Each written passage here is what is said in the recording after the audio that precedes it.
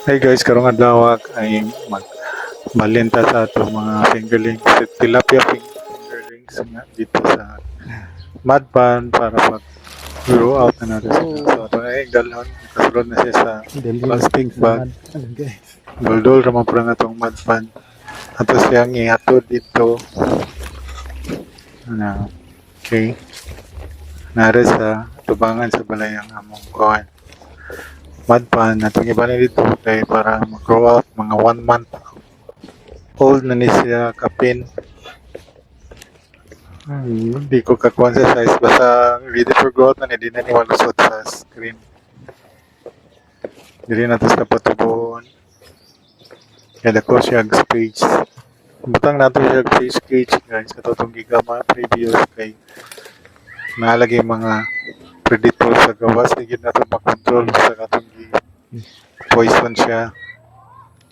So karon mo na ta sa fish cage. Ito na silang i-release na nga itong nakuha dito sa gamay nga kuhan ng hatchery tank. Dito na ito ibutang bago pa silang pusa guys. Para padako na ito gamay para di sila malusot sa screen. Yung kabulong pila ka CM to. Basta hindi ko na siya mga 1 month and 15 days na guro to. Hindi ko sure. Wala ko na monitor ang kuhan guys. Next time na lang na ito i-monitor. Sa dire, butang lang nato sa dire. Tapos ni sa earthen pan. Butang nato sila dire. Release nato sila dire para ipag-grow out. Antod sa harvest na. Nindot po dahil naka-cage. Dalira po silang harveston guys. Kung time to harvest, kaya sulod naman sila sa cage. So, ato sa pag-float sa mga 15 minutes para i-acclimatize para di sila ma-stress. Bildo naman ginoon po nato kung ikuha nato guys. Nga kuha nato katong atong gibutangan na pan nursery pan gikan sa bago pa sila nga hatch. Kan gagmay pa sila grow out. And after a month and 2 weeks na siguro ni sila, siguro dagko na ito na silang ibutang diri para pang grow out para i-harvest ang diretso na ni pang harvest ng mga tilapia diri na grow out guys. So ito na silang i-release kanang 15 minutes na nato siya nakuha na acclimatize.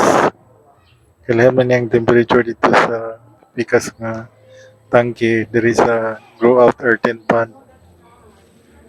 Yeah. Na so dili sa natin din sila pakawanon guys.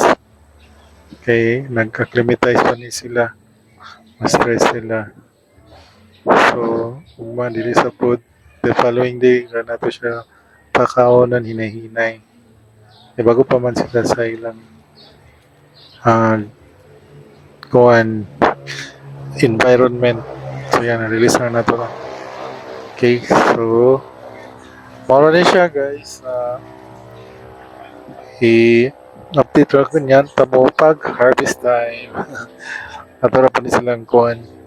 Ato silang pagkauna no high protein mga grower for 2 months.